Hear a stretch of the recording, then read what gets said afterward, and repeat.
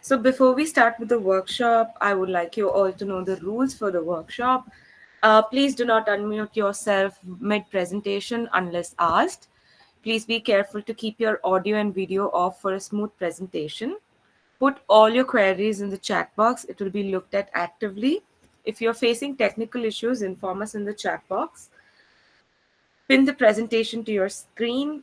All questions and feedbacks will be addressed towards the end of the workshop. We have a legal notice that I would like you all to sort of look into.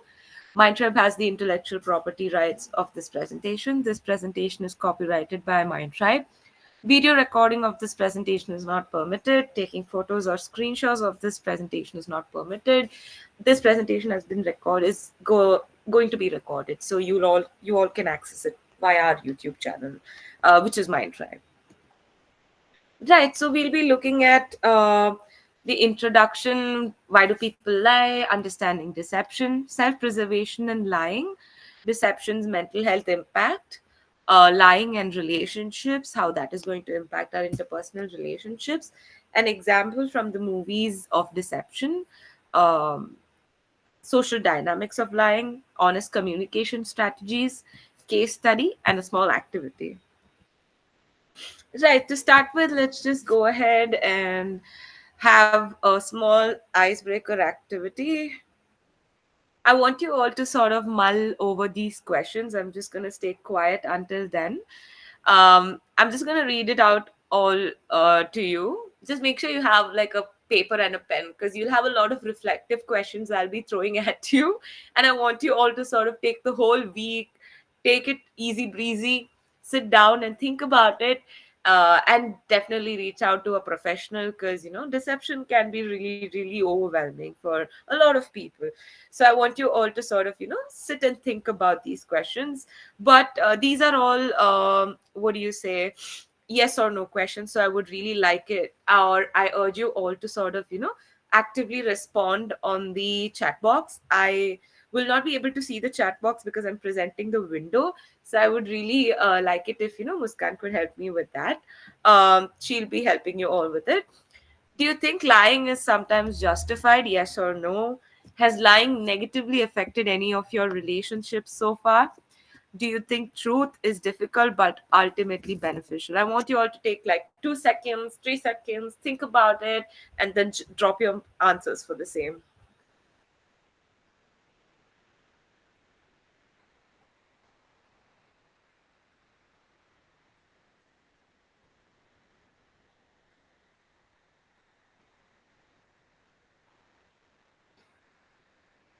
I hope all of you all are participating. So just for a starter, I will just like go ahead and answer these for myself. Do you think lying is sometimes justified? Maybe. For me, it's worked both the ways. I've had times where I have felt bad that I lied, but I've also had times that it has come out to be beneficial for me. Has lying negatively affected any of your relationships so far? Mm, I've been lied to, so I think that has been affected a lot. But my lies were all really, really small, so I don't think it has. But I think definitely my parents would be able to answer that question much better. Do you think truth is difficult but ultimately beneficial? Yes. I think honesty is the best way to go about anything. It's worked out wonders for me. So I guess that is that. I hope you all are also thinking about these questions. If you do not want to interact on the chat box, I understand. Just think about these questions, maybe write them down, and then sort of take this whole week and think about these.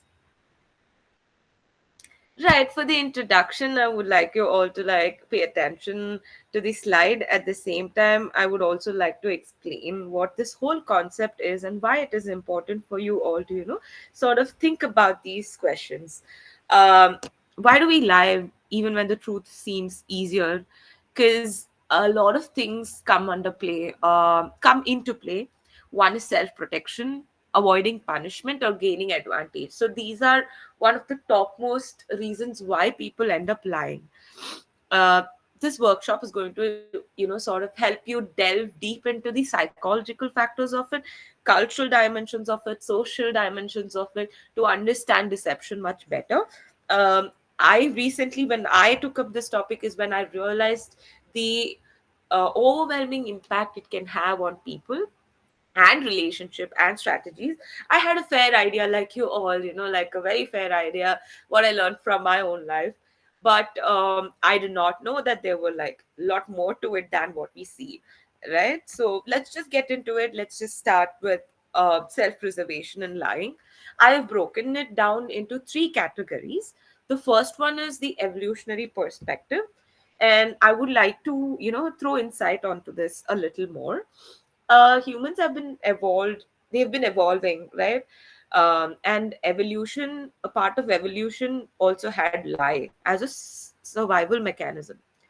So lying can help us navigate social complexities. It avoided punishments, and they also used it to secure resources.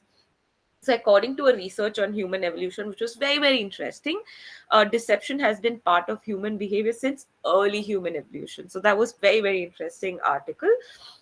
While we talk about cognitive development, we come back to the very beginning stage of, evolving into the adults we are today. And that starts from being a child, right? So, development in children and lies that we see that they incorporate are due to a couple of reasons. And that can also sort of hint that normal cognitive development is taking place. So children begin to lie as early as uh, from the age of 2 or 3, and that is because it is quite engaging in terms of normal cognitive development. So the ability to lie indicates the development of theory of mind. So the recognition that others have different beliefs or knowledge. That is indicative when children engage in lying. So lying becomes more sophisticated as children develop better memory and impulse control, right? This was a very interesting research again that I went through, to sort of draw information about cognitive development. It was by Talwar and Lee. It's a 2008 research paper, and it was really, really interesting. Another thing that I've already mentioned is the psychological aspect of it. It is mostly, people engage in lying to sort of, let's say, guard their self concept and to avoid negative consequences. But people are very, very fearful of negative consequences. Why negative? Like, people are very scared of outcomes as such. I've been in that place. So I guess that is more, resonating, because we always fear about something that we are unsure of, right? So I would like to break it down again into, in terms of mental health impact, I would like to break it down into the deceiver and the deceived, right? And how that sort of impacts a person's day to day life. But before that, I also like to, talk about social and environmental influences of lying. So, in certain cultures and cultural norms and social expectations, they shape why and when we lie. So, for instance, in collectivist cultures, lying to preserve harmony may be seen as acceptable, while individualistic cultures emphasize truth telling to promote self authenticity, right? And peer pressure is another powerful influence. So, social conformity, all of these drive many to lie, particularly in adolescence, when fitting in, with a particular set of group is very paramount, right? And like I said, the psychological aspect of it, that we protect our self-esteem. To protect our self-esteem, uh, the key motivation is lying. So people often lie to avoid embarrassment, shame, or to preserve a positive self-image. So this can lead to like self-deception, where individuals deceive themselves to maintain a sense of internal coherence, right? And when we're talking about self-preservation, lies for self-preservation are common when individuals feel threatened, like I said, or fear punishment. So this behavior is very rooted in our instinct to avoid negative consequences, right? So when we talk about mental health impact on while a person is being deceived and while a person is engaging in deceiving others, it's great. Like, its magnitude is really crazy. So when we talk about the deceiver, the things that they go through, let's just just glance through it. The first one is guilt and anxiety. The second is cognitive dissonance. The third is erosion of self-esteem. Right. So let's dive into it a little more deeper. So when we talk about guilt and anxiety, right? Lying actually triggers feelings of guilt and anxiety in the deceiver. It can be really, hard for us to digest the fact that, oh, so they do feel guilty, right? They do, but they don't express it, right? So expression is the only way we find out whether the person is feeling guilty or not, or feeling sad or not, right? So they do is what we have understood through a lot of research, through a lot of scientific evidences, right? So these emotions are very, very rooted in the fear of being discovered, as well as the moral dissonance that they have, that they experience. um, that sort of leads them to, act dishonestly. Lying is not only mentally draining, but also it sort of creates physiological stress in the body. So the body reacts to deception as it would to any other stressors, right? So you have elevated cortisol levels, you have increased heart rate, and you have heightened anxiety. So in some, you might notice when some people lie, you can make it out through their facial expressions. I can relate to it because, when I used to lie to my parents about like small things when I was a young child, they used to sniff it out because I think I was really bad at hiding the truth. And my facial expressions said it all. I used to sweat, or maybe like become fidgety, restless, and I used to sort of have a small grin on my face because obviously I'm lying and I'm doing something very exciting as a child. So these were the times when my parents used to sniff me out. I'm sure you all have instances where you can sort of recollect as to when you must have experienced the same, either with yourself or with others. I'm sure you must be recounting funny instances in your life, but yeah, so it can result in bodily physiological stress, right? Like I told you, cortisol levels, there's increased elevated cortisol levels, there's increased heart rate, and heightened anxiety. So a study that I went through, it was published in 2020. They found out that habitual liars suffer from chronic stress due to the constant need to manage their falsehood and the fear of being caught. They were constantly engaging in lies. That's the reason why we have this saying, I don't know, in multiple languages and cultures in India. I think we have the saying that to sort of mount, to sort of hide one lie, you tell another lie. I think that came out true here, right? So this prolonged anxiety can affect your sleep, it can affect your appetite and overall well-being, right? So that is one of the studies. And think about how I want you to all to sort of recount instances in your life. I'm sure you all must have experienced one or the other situations where you must have been deceived, or you might have been the deceiver. The magnitude can be anything, but I want you all to sort of reflect on this question, and I want you to write them down if you can, right? Think about how guilt builds over time. Think about how guilt builds over time, and often snowballing into larger physiological, psychological concerns such as depression or anxiety disorders, right? So, in your own life, I want you to think about instances where you might have engaged in, habitual lying, not to the extent that I was talking about here, but then to sort of cover one lie, you must have told another lie. It can be very simple as to, just telling a friend not to come home. And that friend shows up right next to your, street, and they're like, oh, I'm just here, I can just come. And then you're like, no, like, dude, I'm not at home. And then they're like, I can see the light in your house. And then you're like, okay, to cover that lie, you tell another lie. So, it can be as simple as that, right? But how much stress did that create in you? It can be underlying stress that you must have not noticed all throughout, or it can be, very significant stress levels. It is different for each person because we are all different, right? Let's move on to the next one. Cognitive dissonance.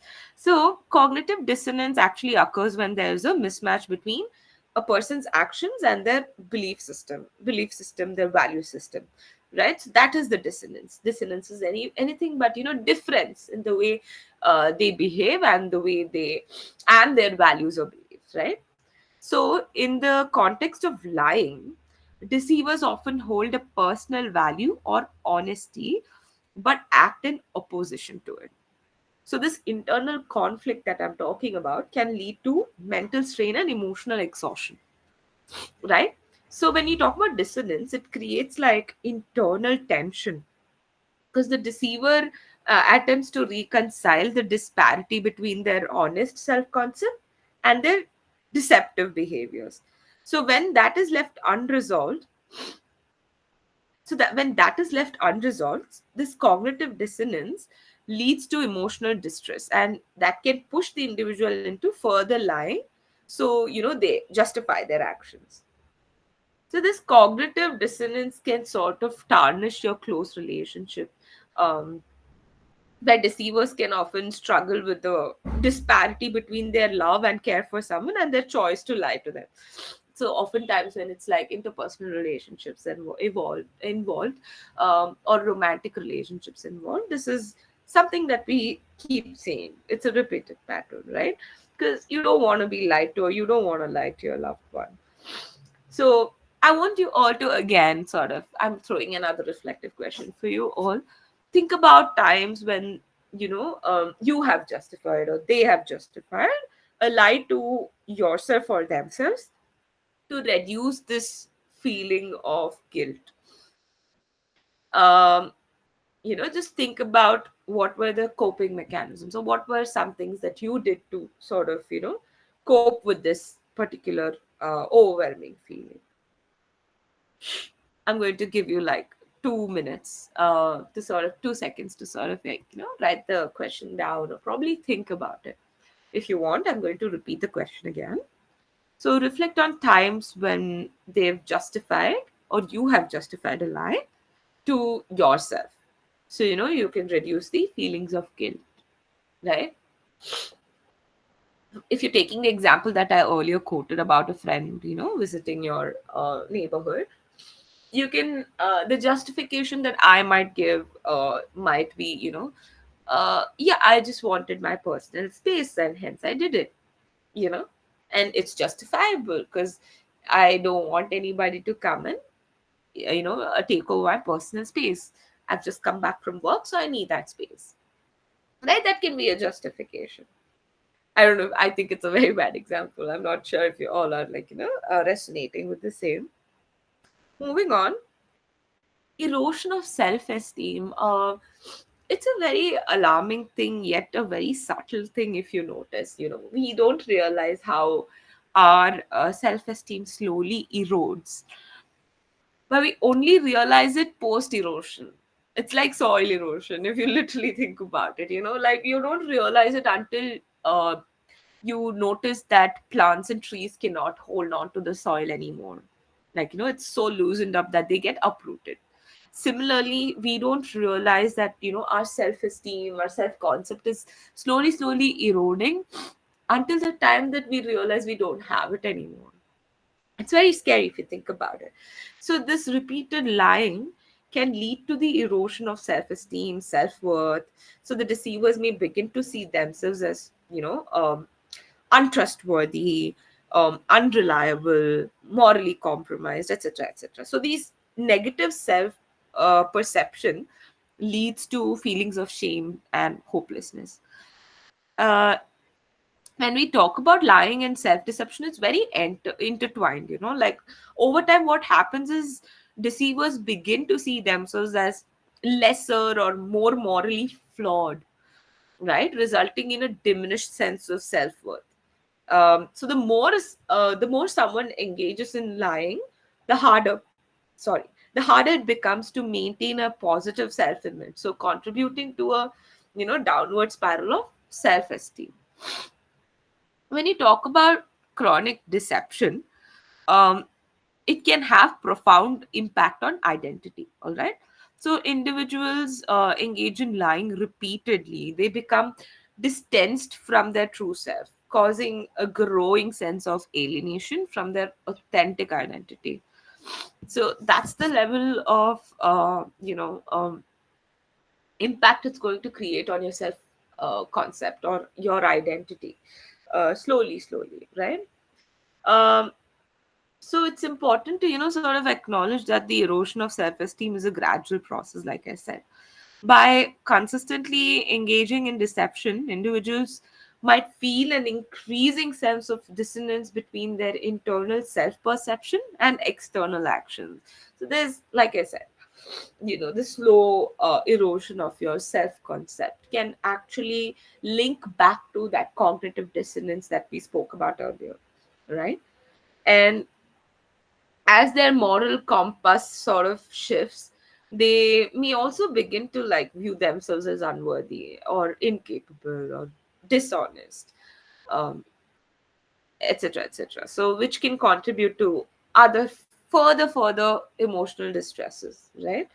So these secrets and lies, they sort of erode relationships, they erode self concepts simultaneously. It's like a hand in hand kind of a process. Like, it erodes your relationship, it affects multiple aspects of your life. So the longer you try to maintain a lie, the deeper the psychological toll it takes. So these long term effects include erosion of self trust, where the deceiver can no longer rely on their internal moral compass to, sort of guide their action. So when this lying becomes habitual, it turns into a habitual behavior. The deceiver might lose touch with their authentic self, right? So this can result in severe identity confusion. They struggle to distinguish between truth and lies or falsehood. It becomes that way. So the next we're talking about is on the deceived, right? How can it impact on the deceived? So when someone is deceived, it often leads to significant trust issues. Very common, right? Like, it's understandable. Not only with the deceiver, but with others as well. So this loss of trust can, sort of affect your future relationships. It can affect your present relationships. It becomes difficult for the deceived to feel secure. They become insecure. They don't feel like trusting anybody anymore. They doubt everybody's intention. They do not want to be vulnerable again, right? So the betrayal of trust through deception, no, it can trigger a deeper psychological response, because trust is a very foundational, layer in a human relationship. So when trust is present, it allows a person to feel safe. It allows a person to feel secure, right? And when it's broken, it creates like a pervasive sense of insecurity. It can throw you aloof, right? So when you talk about lying in close relationships or romantic relationships, the damage is severe. It can, damage the psychological contract between two individuals. It's a thing. So once that contract is broken, right, um, that contract is actually made on mutual trust and honesty.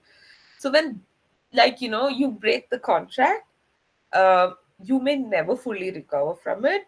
So that makes it harder for the deceived to, sort of rebuild trust. um, I'm not saying that it's impossible. It is possible, but it's going to be hard, right? Maybe it's not going to be as effective as it was before. So individuals who, have been deceived, they often struggle with hypervigilance. You might, notice them being very hypervigilant, and they're constantly on a lookout, for further betrayal. Like, oh, now I'm going to be backstabbed. Oh, now I'm going to be betrayed. Now that person is going to say no. Now this person is going to say this. So you're like constantly looking out for it, right? Which again, sort of damages your emotional health, your relationship, your understanding, of yourself, etc. When we talk about emotional distress, what it can cause is feelings of betrayal. It can cause feelings of hurt, anger, shame. These are common reactions. These are very common reactions that I listed out. I'll repeat that again. So you will feel betrayed. You'll have feelings of betrayal. You'll be hurt. You'll have anger, and you'll have shame. Right? So I'm really sorry that I'm sniffing every now and then. I have a really, really bad throat and cold. I'm really sorry about it. So coming back, the intensity of this distress, it depends on it depends on the relationship between the deceiver and the deceived, right? It also depends on the gravity of the lie, right? So this lie creates sort of an emotional distancing, or it creates an emotional distance. And especially when the truth comes to light, right? The deceived often feel a profound sense of betrayal. Um, and their emotional pain is really heightened. They feel really, really hurt, right? Um, and especially when this emotional pain is heightened, um, is when the deception involves someone really, really close, such as your spouse, your best friend, um, like that. So, this emotional distress from being deceived often results in a cascade of negative emotions like anger, sadness, confusion. It can affect you both, mentally and physically. So, those who sort of discover they have been deceived, they also have self doubt. It's often seen that they experience self doubt. They question their own judgment. They question their worth. They question their feelings. They feelings of shame. They question everything basically. They have a lot of questions to be answered, and their self esteem also sort of diminishes. Right? It is important to validate the emotional response of the deceived. It is very important because and acknowledging the betrayal from a close relationship can obviously deeply affect a person, right? So it can be an emotional roller coaster for them. After the deception, they might be in shock, they might be in disbelief, anger, hurt. These are all very, very natural responses to breach of trust, right? So deception, like I said, it actually causes a ripple effect of emotional damage, not just for the deceived, but it also does it for the deceiver as well. But yeah, so we'll move on to the next one. We'll be talking about the long-term psychological effects of being deceived, right? Of the person who's being deceived. So this persistent deceit, this habitual lying, especially in very close relationships, like that you see in family members, within family members, partners, it can lead to long-term psychological issues. I'm talking about the extreme here when I'm talking about depression, right? We use it very colloquially. We use terms like depression very colloquially. I would urge you all to not do that. If you're feeling sad, you can say, I feel really, really sad. It can show the intensity of your sadness, right? So when I'm talking about depression, anxiety, when I'm talking about post traumatic stress disorder, I'm talking about the most extreme cases of deception, right? I want you to understand that bifurcation. So this is like the ongoing nature of deceit. It amplifies. It often amplifies the existing psychological issues. And that can also lead to chronic mental health struggles. So this is like extreme cases of deceit, all right? So this long-term deception can cause deep psychological scars, like I told you.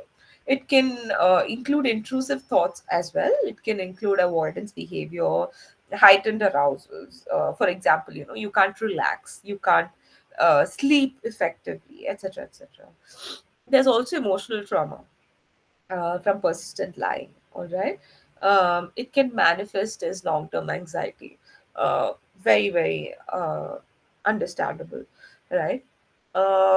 the deceived, becomes overly cautious, they become suspicious, they become fearful of their future, their relationships in the future, etc. So the constant uncertainty surrounding the truth, it erodes their sense of security majorly.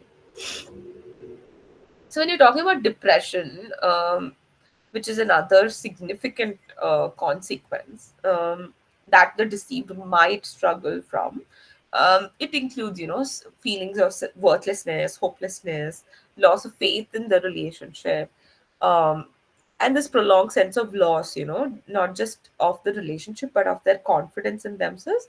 That sort of deteriorates their ability to judge as well.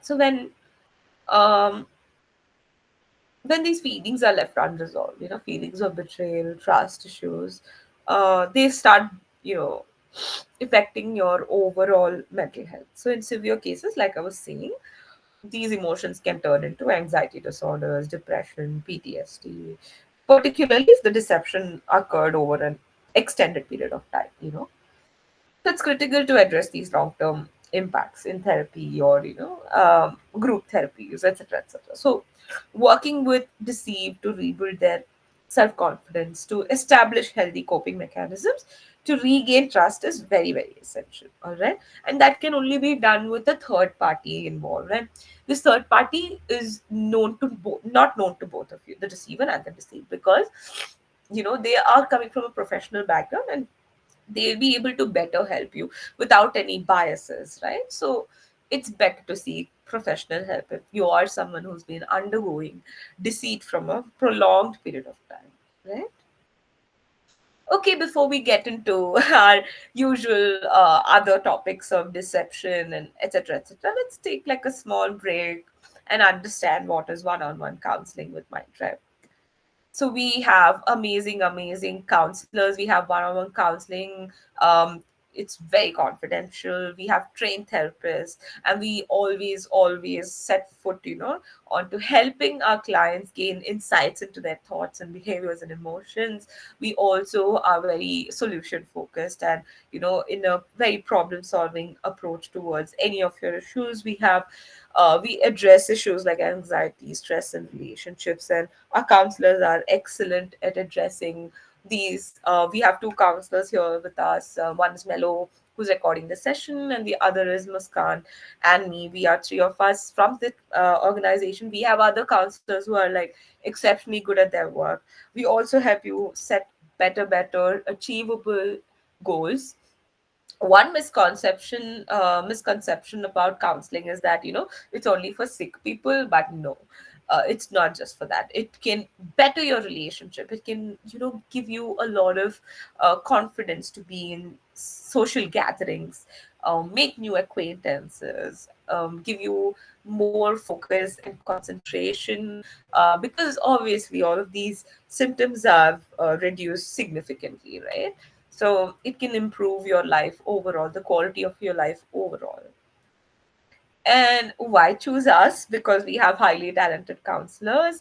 We have affordable charges. Our counseling session starts from 500 to 5,000, depending on the seniority of each counselor. We have first session absolutely free.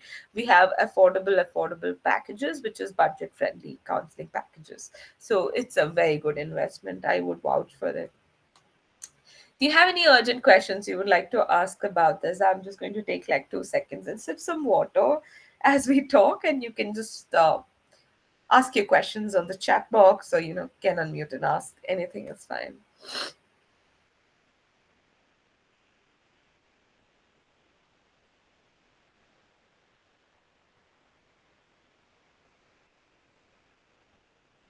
No questions? Okay, all right. So we'll just move on. Now comes us diving deep into relationships and how lying can affect relationships, right?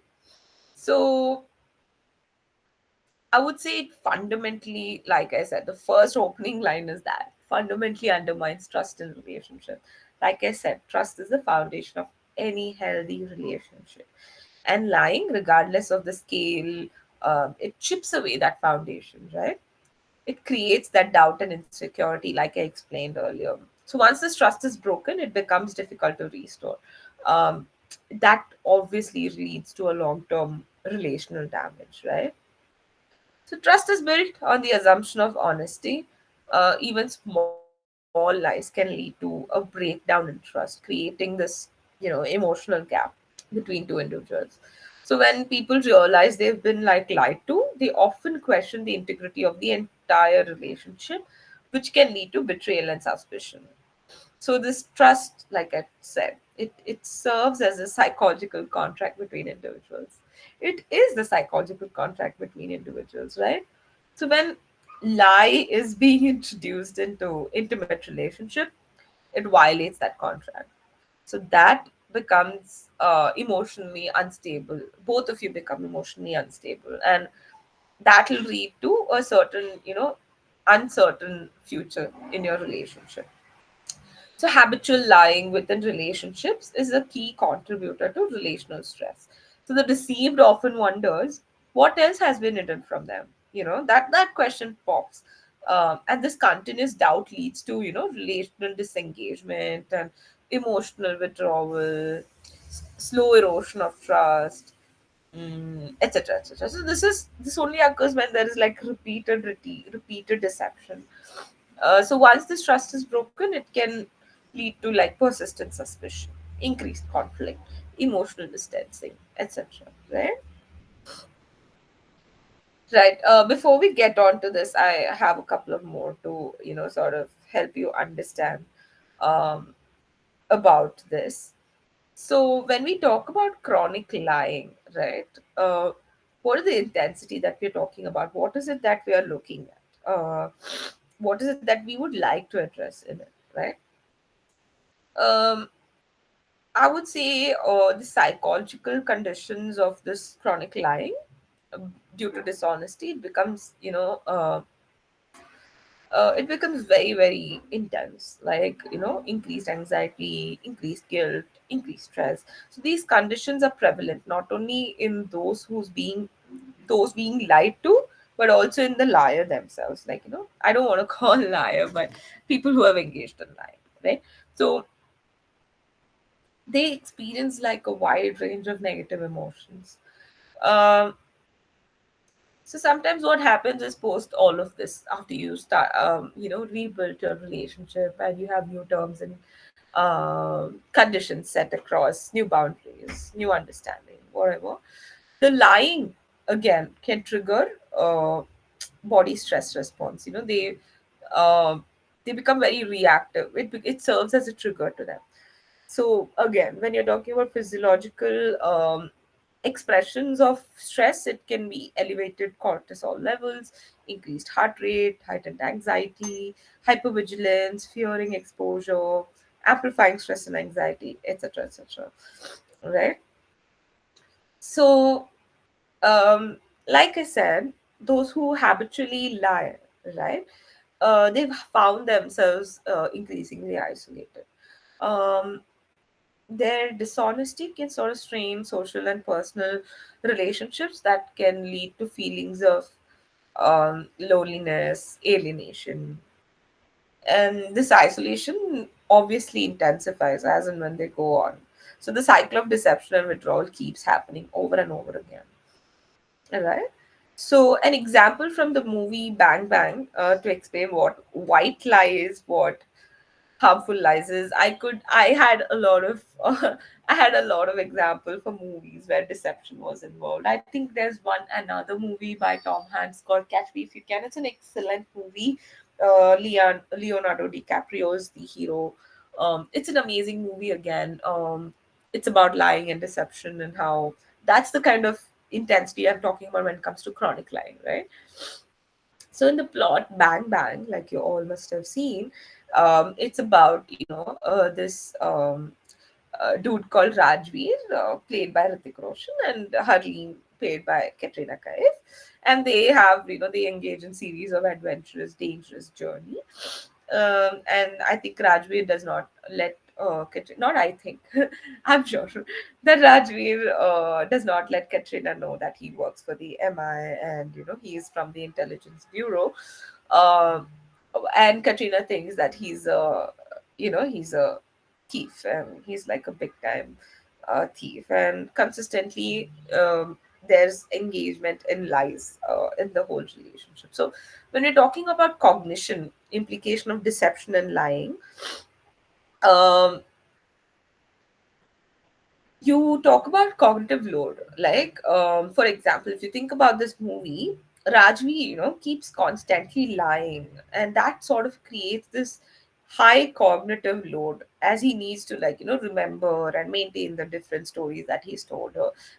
This aligns with cognitive theories that suggest that, lying requires more mental resources than telling the truth, right? It's really difficult to lie. And self deception, like I would say, in the character that Hrithik played, Rajvi's character, it often justifies his lies to himself, right? He's like showcasing the concept of self deception, where individuals convince themselves that their lies are necessary for a greater good. So in this case, he's working for the MI and IB, isn't it? So that's one thing.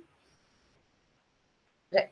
So when you talk about interpersonal relationship, when I'm talking about erosion of trust, Harleen's trust in Rajveer, that keeps fluctuating. She is so confused. She's so stressed. She's undergoing deception, right? And she's being deceived by Rajveer. So she's undergoing a lot of things. So trust, like I said, foundation of any relationship. Once broken, it's difficult to restore.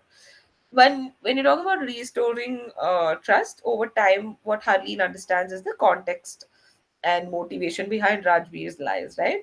So she understands that this is done for the greater good. So that's how she justifies it to herself, and she rebuilds the trust towards him. When you're talking about individual motivation, which is protection and self-preservation, when you talk about protection, Rajvi's primary motivation for lying is to protect Harleen, right? And accomplish his mission, both the things. And when you talk about self preservation, his lies also serve the purpose of self preservation, like ensuring he stays ahead of his adversities. Um, this is a common, like, psychological drive, like I said, where individuals like to maintain their safety.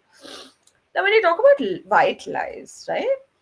Um, I initially had thought about white lies, and one best example of white lies that I can think of is from the excerpt of this great Purana called Mahabharat, right? And in Mahabharat, there is this situation, circumstance where Yudhishthira, him being the person who's very truthful, known for his honesty, known as Dharmputra, right? He had to lie, and that was the only way they could, sort of win that particular war that day. So he had to bring down Dronacharya, who is the guru, right? Because Dronacharya is very powerful, and for them to win the war, that was necessary. So, in order to, sort of emotionally damage Dronacharya's, mental strength, I would say, he says that, Ashwatthama, um, whose, name, there's an elephant named Ashwatthama. Dronacharya's son's name was also Ashwatthama. So, he says Ashwatthama and whispers the elephant died. So, when he says Ashwatthama and whispers the elephant, Dronacharya only hears Ashwatthama died. And Dronacharya is so heartbroken, right? And that's how he's defeated in the war, right? So that is white lies. That is white lies. So here in this movie, Rajveer lying about his daddy ma to Harleen, who was one of the white lies, because his only thing was, to gain her empathy. That's why he fabricated that story. He wanted Harleen's sympathy, empathy, and he wanted her to feel comfortable around her. Another white lie that he cooked up was that, he stole the Kohinoor. So the agency spread false information about Kohinoor diamond being stolen, and he misled his enemies to think that, in order to protect their mission. Okay. So the harmful lies in the movie can be how Rajveer, is hiding the fact that he's actually an agent, bringing a lot of danger to Harleen's life. Maybe he did that in the movie because he was so confident he can save Katrina, but yeah, like that was one harmful life. So Rajveer keeps, his true identity as a secret from Harleen. And the second instance would be Harleen giving the visiting card of her boss saying, that dude is a mama tree. So Harleen lies to cover up their expenses at the hotel because, there was a fight and a lot of things were disrupted. So when the boss of the hotel asks and she gives the card of her boss, to whom she, in whose bank she used to work in. And that sort of unfolds a whole different chaos. Right. So now we dive into societal and social dynamics of lying. So when we talk about power and control, we often see that deceptive behaviors, such as gaslighting and manipulation and control has been used. So power imbalances are a significant factor in fostering these deceitful behaviors. So in relationships where one person holds more authority, lying may be used to maintain control or to avoid punishment. So this is often seen in hierarchical environments, such as workplaces, romantic relationships, even family. The family dynamics sort of gives that. Uh, the next one would be, like I said, I sort of explained this first. Now I would like to explain what gaslighting manipulation would mean. Because I think when you talk about power imbalances, to gain power, you use all of these tactics in the family, commanding, controlling. You see those characteristics in narcissistic parents, you see such characteristics in authoritarian parents, right? So the abuser repeatedly tell a victim, they are overreacting, they're imagining things, or I will tell how you have to behave, I will tell how you have to dress, uh, that is just the power dynamics that I'm explaining in families or social setups. So you better understand how lying can come into play there, Um, right. So when you're talking about, power imbalances, which can often lead to these manipulative behaviors in romantic relationships, for example, one partner might, gaslight or deceive the other to retain control over the relationship. So this dynamic, it can lead to distrust and it can lead to very long-term psychological consequences, right? When you're talking about workplace, power dynamics play a very significant role because subordinates may lie to avoid criticism or punishment, while superiors may lie to cover up, their own mistakes or exaggerate success to upper management. So one such research that I read, which was published in 2019, it said that lying can be used as a tool to present a favorable image, even when the reality is different.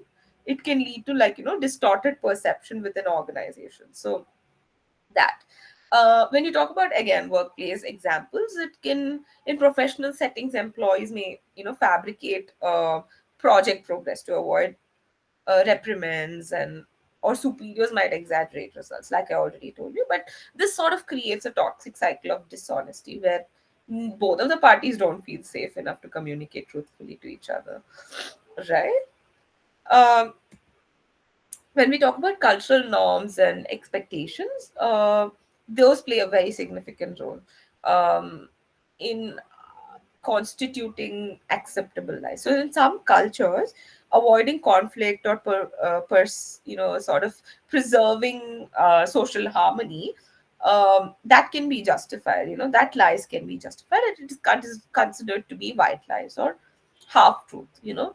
That's the example I gave you when it came to Mahabharat, right? So cultural attitude towards lying, they vary greatly. Like, they vary greatly, and with some societies placing a high value on preserving relationships, they prioritize honesty. They don't, and directness. They encourage that. Right. So, in many Western cultures, right, for example, honesty is viewed as a virtue and lying is condemned. However, in, like, collectivist societies, like, collectivist societies means, our India, our country, India, Asian countries, We're very collectivist, right? So in such societies, maintaining group harmony is very important. So truth telling is also, in may take precedence over here. So these cultural differences create diverse attitude towards, when and how lying is acceptable. There is this concept, okay, in Japan. It's called tatame. Am I think am I yeah. So it's called tatame, right? Or honne. So this cultural norm reflects how individuals often present a false front to maintain social harmony, like particularly in professional and social settings. So in this context, lying is not seen as deceitful, but it's very necessary for them to, sort of maintain that cohesion, that societal cohesion. Right. So now we talk about what can be done. Okay, you spoke about how it affects a person when a person is engaged in lying. You spoke about what how it's going to affect the person who's being lied to. Now, what do we do about it? So this is the answer to it. These are some of the steps that you can do to sort of rebuild trust after lying. Let me remind you again. It's going to be very, very difficult, but it's not impossible. It's not impossible. It can be done. And this rebuilding trust, it is, especially after experiencing this deception, especially from a loved one, it can be a daunting experience. It can be a daunting process, not experience, a process. But with right strategies, it is very much possible to heal and move on. So some of the techniques backed by psychologists are these, like I said. So acknowledge and validate emotions. So when you're talking about acceptance, you try and recognize and accept that emotional turmoil that is caused because of deception, right? You allow yourself to feel a range of these emotions, such as anger, sadness, betrayal, without self blame. So when I would say, when you're angry with your partner, you just say, yes, I'm angry at you. you know it often becomes very difficult for us to accept the fact that we are angry or we are upset. We are more upfront when it comes to positive emotions, but we don't realize that these negative emotions are also very much required in us, right? One research insight I would like to give you is that when you accept your feelings, the first step towards healing is already done. It's already done, right? Next is, sincerely apologize to this person. Sincerely apologize. Tell them that, hey, I understand I did a mistake. I understand that it has affected you greatly. I will try my best to be the best version of myself. I really, really am sorry. I did not want you to feel this way. That's a very sincere apology, right? So engage in that, right? Have an emotional backing as well, sort of reach out to your family and friends who can provide you that safe space to express your feelings and offer empathy, right? And think about, gaining professional help also in this complexity. When you're talking about transparency and honesty, mm, like I said, it's very important for you to, sort of be very honest with your partner or be very honest with your loved ones. Just tell them, hey, you know what, I would like to have my space for some time because I realized that, you've lied to me and I want that space. But if you're someone who's engaged in lying, you would be like, yes, I lied. And, you can, if you're, oh, sorry. Yeah. If you're okay with it, I shall explain and justify why I did so. Only if you're okay with it. So, you're also considering your emotions, you're also considering the other person's emotions. Be consistent with your behavior. It's just until the time they sort of have that within themselves to start believing you again, start rebuilding their trust on you again. Patience and understanding. You A key to any problem is to patiently wait and go through it rather than run away from it.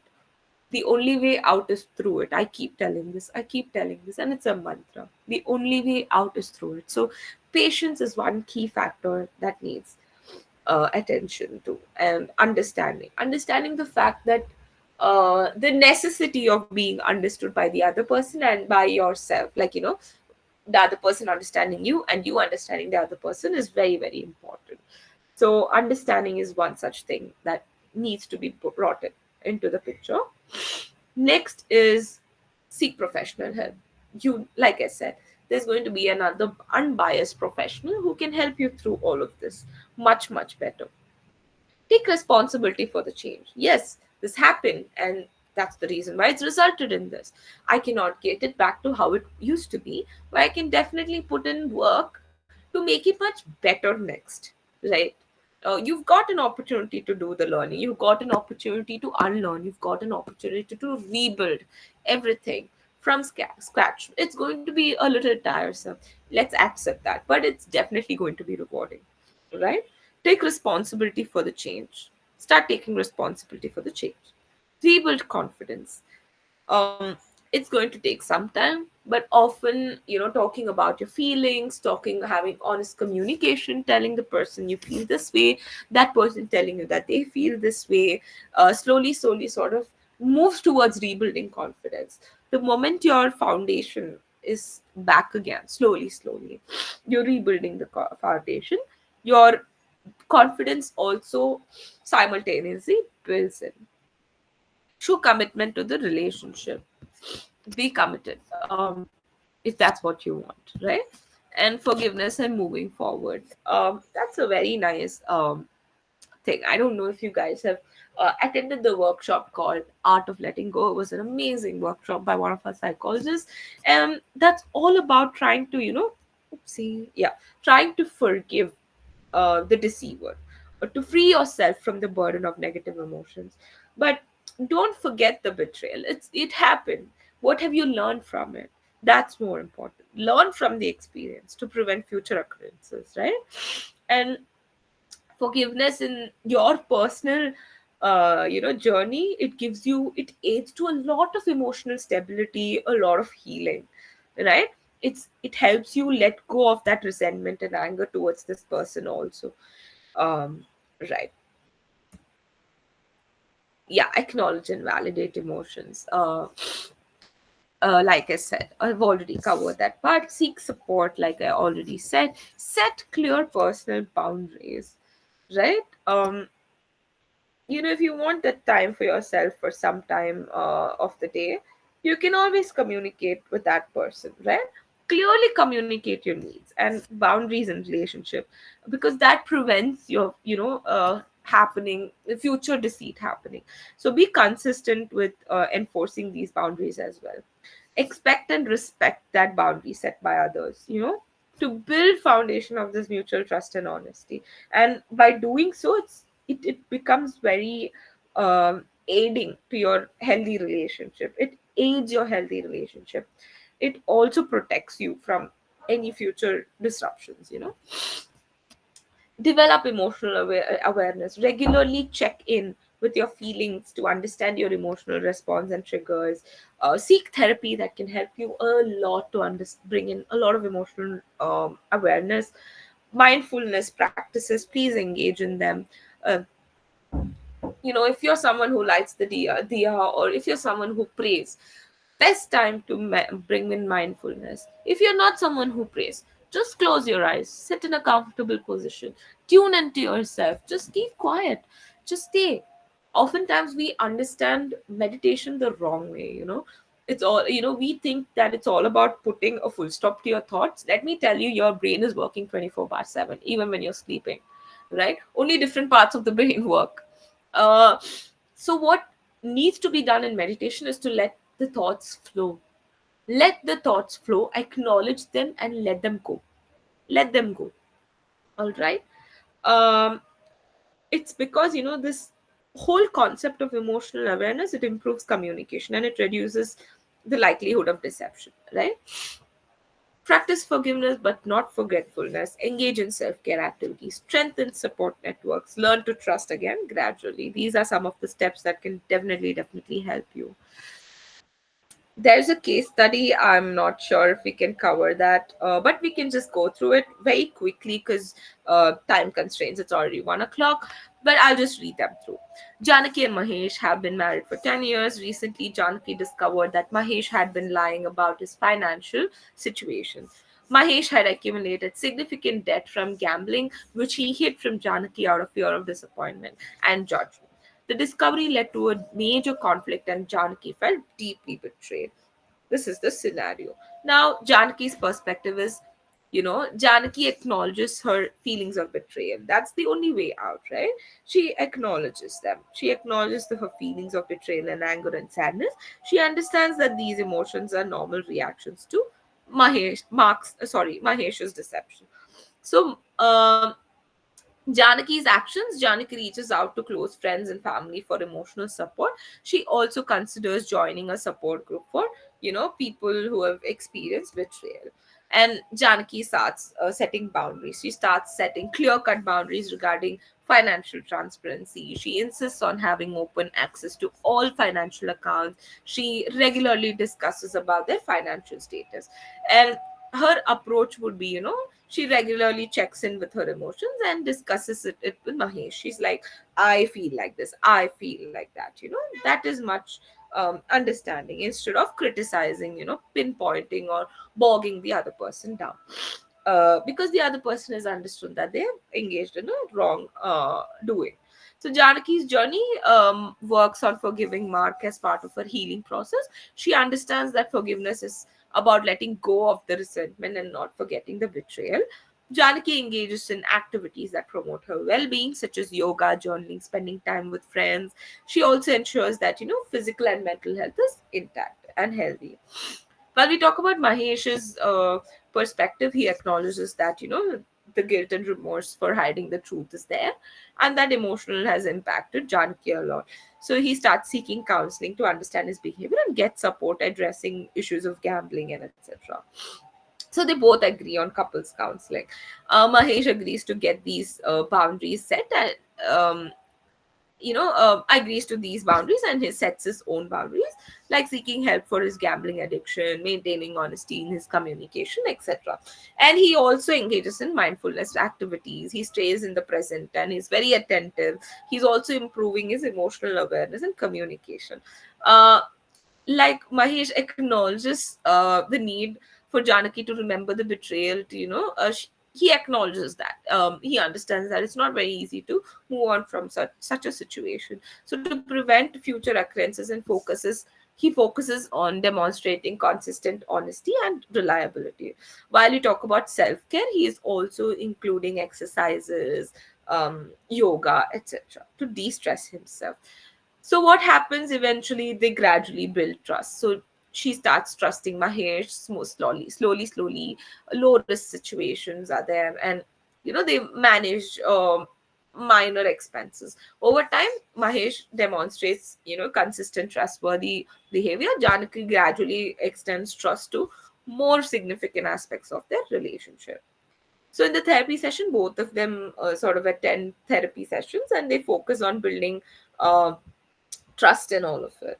And they look into strategies that can build their trust and make it more healthy and sustainable. Right. What happened? Right. So this is a 1 second, just a second. This is a very, very interesting mindfulness based 2 minutes relaxation technique by Dr. Prerna Kohli, who's our founder at MindTribe. So I want you all to, sort of sit in a very comfortable position, um, and just relax. You want to sleep, you want to lay down, you can do that. Just sit, or, just be in a very comfortable position, and let's just do this activity. Take 2 seconds to sort of settle down.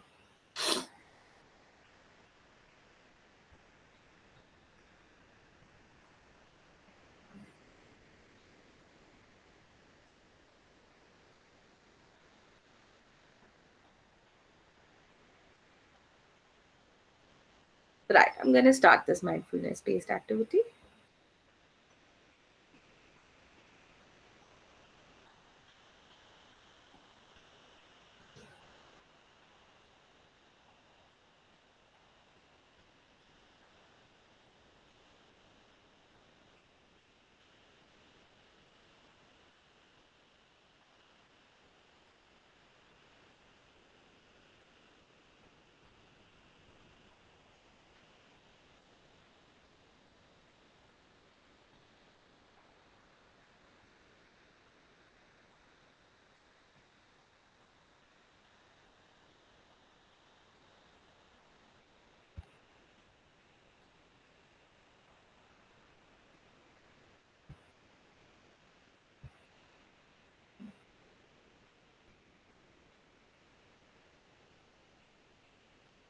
Can you all hear the audio, or was it not audible?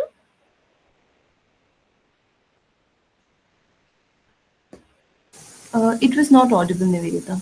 Okay, okay, just a second. I'll just fix that for you.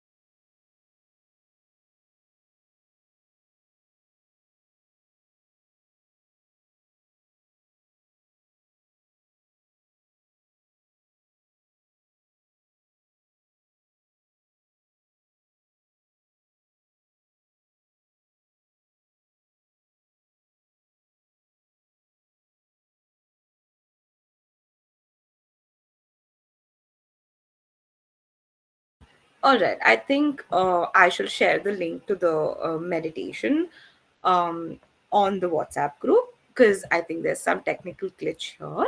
But let's just end the workshop then. I would like to present my screen again. Just a second.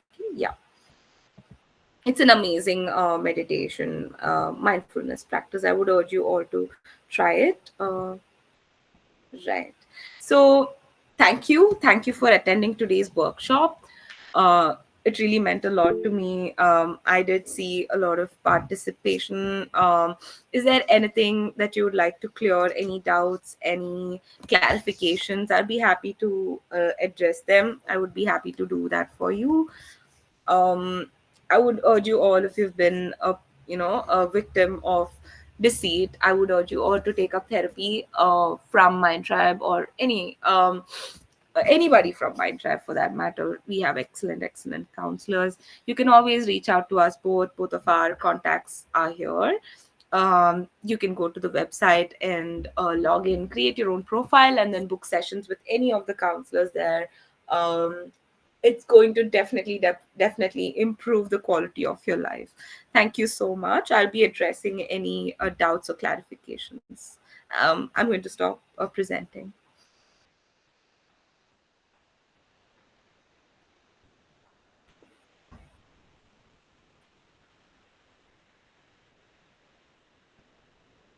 Yes, couple, go ahead. I see you raising your hand. Okay. Ma'am, initially you said that the person who lies or deceives the other people, he also goes through some kind of emotional stress, agony, guilt. But with my experience, I have a couple of people in my circle or vicinity, or maybe in relations, the people who consistently lies. The reasons are different, but they are still very confident. They never accept. I don't see any guilt of in them. They still lie a lot, and they can go to any extent to preserve or protect their lie or self-image. Their self-image is still very strong, uh, though it may be image, maybe wrong image they have about themselves, but they still protect that false image. So my question is, ki I don't see any guilty or kind of uh, anxiety in them, or a sense of that we this is not right and we should change. I understand, couple. Like I said, every individual is very different, and I would say, okay, I would say that like you said, that it's very much possible that whatever you said might have happened. That you don't see any sort of signs of remorse, you don't see any sort of guilt or anxiety or even a change in them. That shows their lack of awareness of themselves, right? They're less aware of the consequences that it can bear on the person who's being deceived. It can it does They don't understand the what do you say, the intensity and the implications of it, right? Or it is very gradually or slowly later on in their life that they understand that, okay, so lying can also cause me a lot of turmoil within. There are both these situations, like couples said, there are both situations where people don't feel remorse. At the same time, there are situations where people have felt remorse, and I would say it's majorly because they lack self-awareness. They lack the basic awareness, also that it can affect a person to greater extent. Does that answer your question? Uh, yes, ma'am, it answers. But I would like to know what can we do about it? Should we confront them, or because confronting them will not change a thing? They still feel they are right, and it's okay to do it. They don't even accept that they are lying. So we should just ignore, or because I have a couple of experiences where a person is lying in front of my eyes, taking a credit of something which I have done and to some other person, and I'm just staying quiet. And then later I'm thinking that he's taking the credit of my work, and still I remain quiet. I should have confronted him upfront. So, and they know that I know. You mean they know that they are lying, and I know they are lying, and still they are lying to the third person in front of me. So, where that audacity comes from?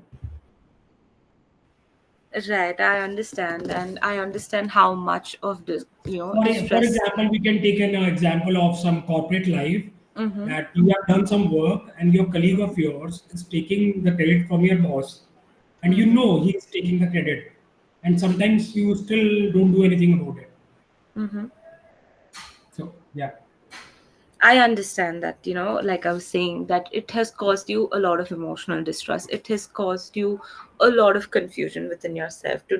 It also sees in the way that you're saying that, what do we do about it? There are a lot of questions that's gone unanswered, because the person is not very remorseful. They don't understand. They still justify that, what they did was right. Like I earlier discussed, that they have their own rationale. They justify the act, right? Like I gave you an example while I was presenting in the Mm, workshop. mm, There was a mm. point where, I said that this person had come in, and I said, don't come. And my justification for that whole issue was, I want my personal space. This is my personal boundary. That's more than enough for the brain to think, yeah, what you did is right. This, Right. yeah, there's only small cue that your brain requires to understand or rationalize or to even jump into a particular conclusion, right? That's what happened there, because they had their own rationale of why they think it is justifiable. And what do you think would be the right approach? Because I think you might have I think you have already tried Yes, confronting them. but yeah, Yeah. I found, and then I later realized that there is no point. So it's better to move on from the relationship, because they will keep repeating the same thing, and you will because being an emotional person, or being a sensitive towards other things, or being a morally correct person, you will feel hurt. Mm-hmm, mm-hmm. And this is So that, where I would like to emphasize on the step where I spoke about forgiveness is important, but don't forget. So the learning that you have from this whole process, mm, what is that? Think about it. Think about it. Take a week's time. Think about what have you learned through this. What have you sort of learned from all of what has happened? List down the things. Has this person, felt remorse? No.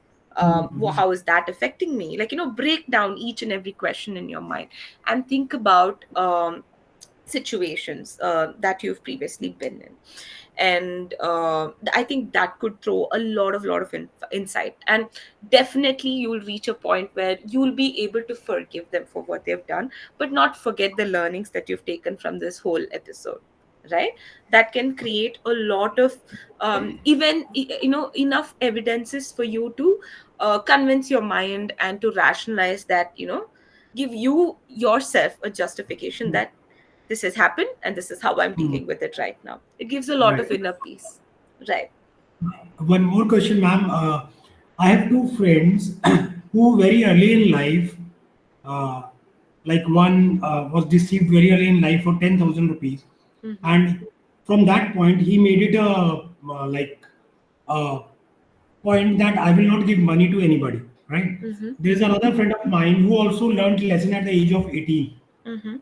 I will also experience the same things, but I have still not learned the lesson unless until I have uh, got through some bigger loss. Mm-hmm. So I just want to know that two people learned it on the very first incident Mm-hmm. and get over with it a very small loss.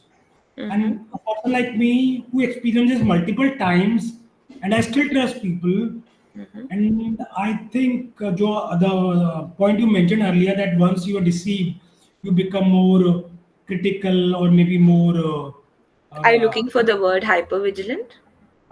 vigilant. You don't trust easily others. But this situation is not with me. I kept Mm-hmm. trusting people. I kept deceiving different people by different times. And it is only after 20 years that I'm getting that realization now, Mm-hmm. after being deceived multiple times by different people at different stages of life. Mm-hmm. For from signing a legal document, that if you are entering to some agreement, Mm-hmm. to signing a legal document. So some people learn it very early, Mm-hmm. but I still trust people. I go by words, and this is now after 15, 20 years that I'm getting to experience or to that self talk about it, that I should not be so easily taken for granted, Mm-hmm. because now I feel more of a guilt, being feel stupid, uh, all those trauma. I feel traumatic also. Ki, how can I be so stupid? Mm-hmm. How can somebody so close to you do a betrayal? So Mm-hmm. all those things. So my two questions: why I couldn't learn it early in life, and how to move on from it now? Because then you uh, get a lot of hatred also, towards that resentment and hatred towards that person. You don't want to face, you don't want to meet, you don't want to see. Mm-hmm. Kapil, thank you so much for sharing. It requires a lot of courage, and you're a very bold person that you're sharing this here on this platform with a lot of others who can also probably relate to what you're going through. But due to time constraints, this is something Hmm. that we need to delve into very detailed and very All, extensively. So if you can try and reach out to any three of us over here, Muskan or Mello or me or anybody no, else that you're yeah, comfortable with, sure. yes, why Yeah, don't you go ahead and book a session with us, and I think that'll give you a lot of insight as to what has been happening, a lot of all, things. Like I say, I always tell this to people: once you understand the pattern, it's very easy to break through that pattern. So maybe there's a lot of things that's actually going to contribute to how you've been feeling now, and a lot all of right, your questions will be answered. Okay. all right. Yeah. Thank Oh, you. thank you so much, couple. Thank you. So is I think that's all for today.